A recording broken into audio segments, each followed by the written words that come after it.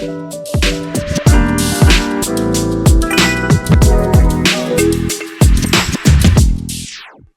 I'm Scott Raynovich. I'm a founder and principal analyst of Futuriom, a cloud and communications infrastructure research firm. And I'm here with Chid Perumal, who's, why don't you introduce yourself, Chid? Hey, my name is Chid Perumal. I am the co-founder and CTO of Aviz. And we are at a time where AI is really growing fast. And that's where Aviz is focused on. So today we'll talk about the networks for AI part of Aviz, where we'll talk about a few challenges and what to look for from the executive perspective, and also what to look from the technology perspective. Thank you. Great. Yeah. So you already mentioned, AI environments are a big challenge. They're just basically faster, larger, and more dynamic than ever before. So tell us what you're finding at Aviz. Like, how do you help network practitioners attain operational leverage in these environments? How do they respond to these fast-moving environments? Right. So to start with, right, I will first split into two parts, right? One is people say AI is moving very fast. The first thing we need to understand why, specifically about networking, right? Why AI networking is fundamentally different, right? What has changed from the traditional data center or enterprise networking to the AI networking is that the network is not anymore a passive transport layer in the sense, right? So it is in the execution part of the workloads running, right? So in our traditional networking, let's say that something failed, something is affecting the user experience. The application automatically takes care of it. Basically, there is TCP retransmissions, there is application retries and everything, right?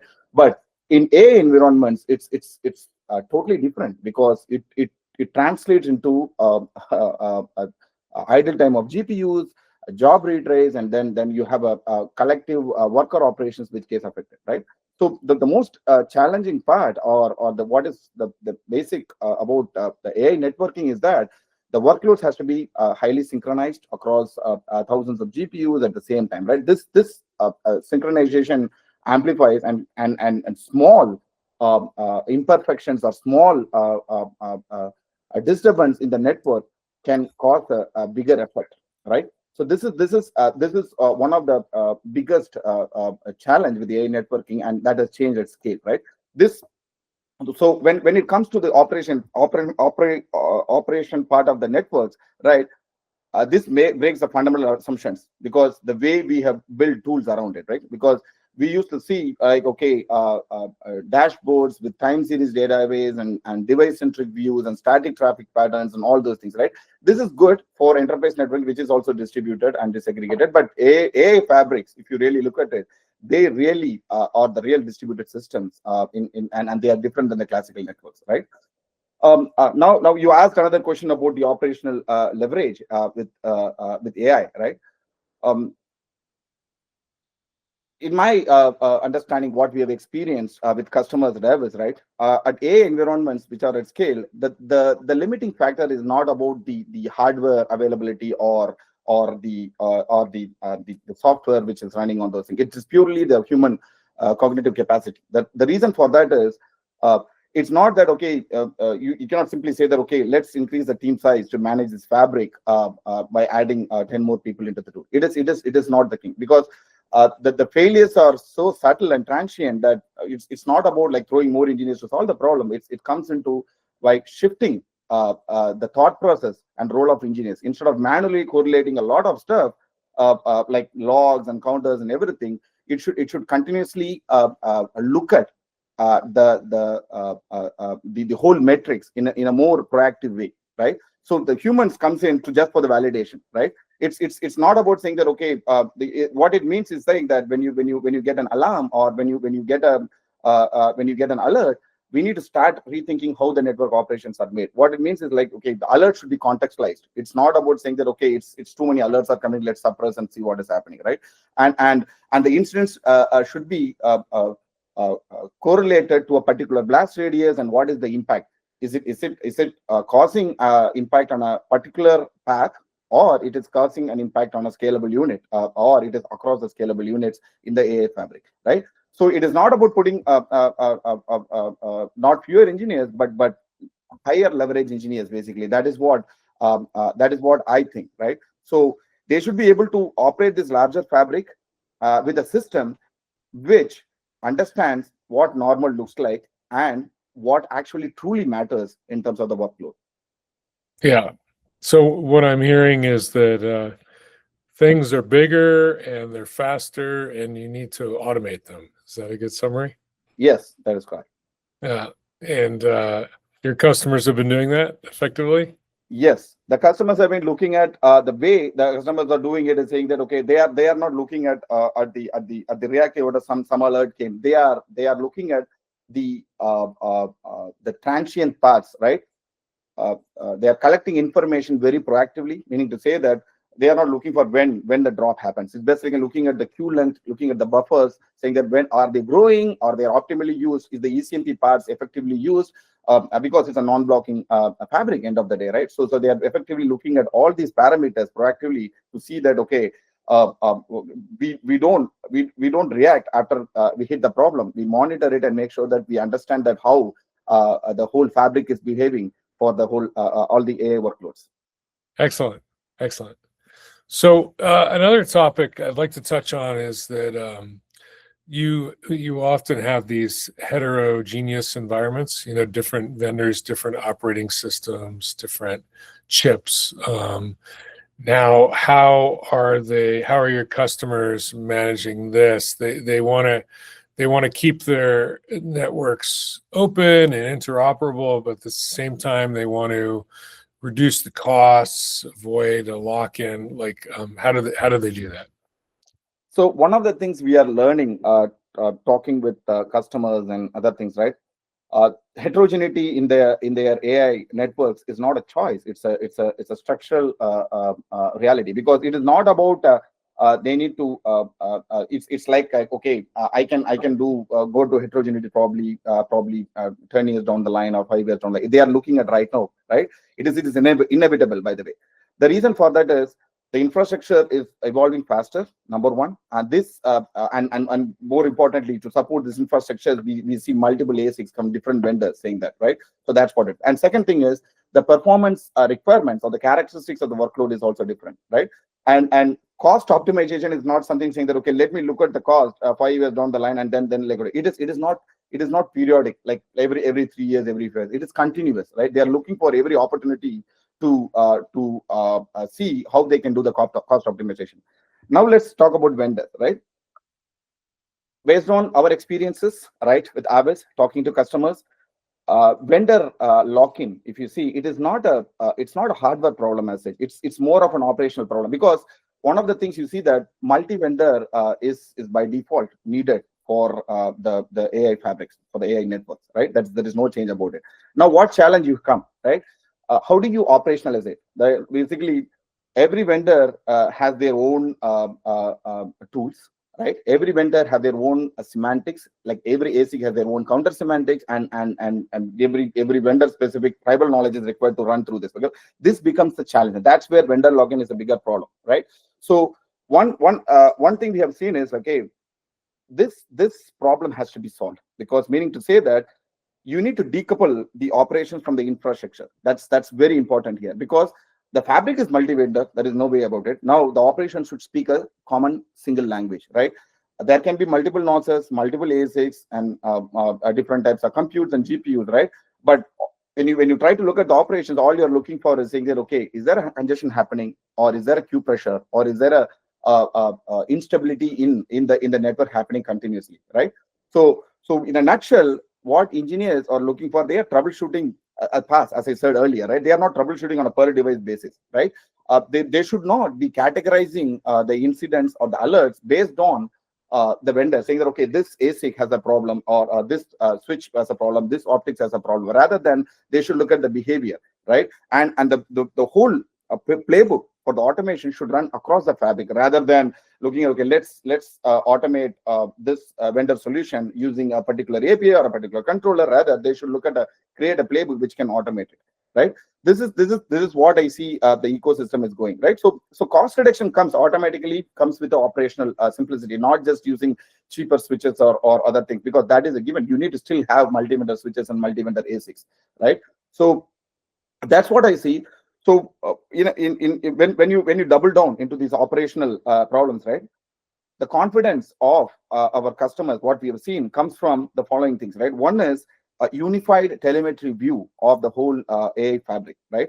And second thing is, how do we correlate across this cross vendors? Because the buffer utilization of a particular ASIC is different from the buffer schema of a different ASIC, right? So you need to do a cross vendor correlation. Second thing is, it has to be evidence based root cause analysis. It cannot be say that okay, it should not say that okay, this leaf is failing. Let's look at it. It should be looked at in the ways and workload A to workload B. This is the path going through, and how do we make sure that there is enough evidence to root cause this problem, right?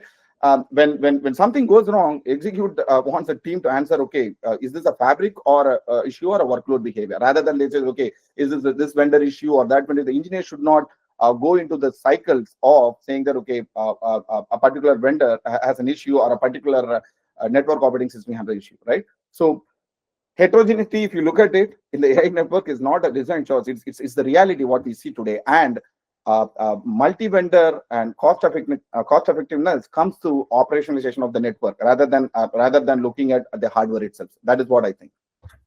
Excellent. So do you think an AI environment makes these problems more real than, say, a traditional data center environment?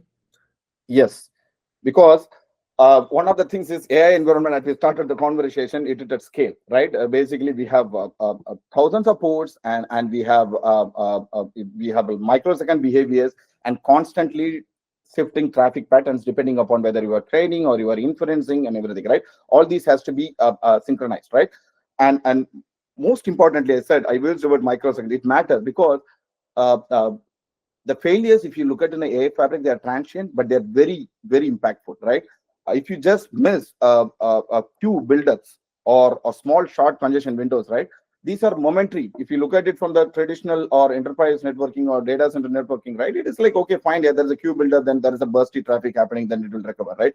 Or there was some problem. But it is very critical in an AI environment because a small queue buildup eventually can lead up to a delay in the workload synchronization. That becomes a problem, and you cannot leave it out as it is, right? So that's very important, right? And in general, alerts cannot be say that okay, let's do a suppression for a second, or let's say suppression for 30 seconds to look at the article. That is not the case, right? Basically, the most important failures, they will never look at as failures, right? In classic monitoring system, they said okay, let's ignore it, but that's not the case, right? Second thing, the scale of the ports, right? This is where I said parts, right? We need to have a reasoning mechanism which is topology aware, right? Instead of saying that, okay, when a queue breaks, you should not be looked at saying that a leaf uplink or a spine downlink or rail boundary, right? It should be looked at saying that, okay, these are the parts. This includes the following rail boundary connected to a leaf and then a spine, which is on the same scalable unit going towards another scalable unit, right? And then it's also looked up from the context of what that device plays, whether the device plays a spine role or a leaf role or what is the failure domain. It is not about a single device. It's about the whole fabric itself. That's what it looks at it, right?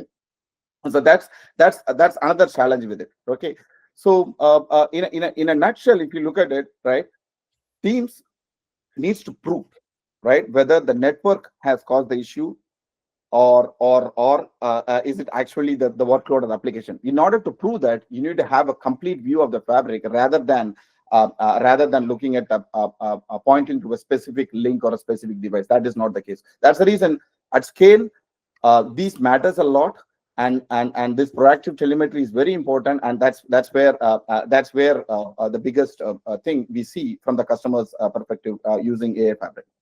Right. Okay, so you've essentially pointed out why the telemetry of the environment is important. Can you go into the specifics of what information you need to gather in that telemetry? Sure.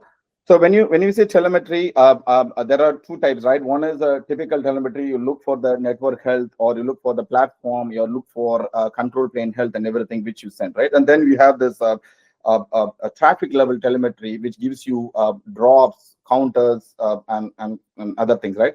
But then in a AI environment, it's slightly different. It is not about collecting this alone. In addition to that, you need to have high frequency telemetry. When you say high frequency telemetry, it has to be proactive. You need to monitor QDUCs, you need to monitor microbursts, and you need to look for congestion signals, right? So which is very critical for AI fabrics, right?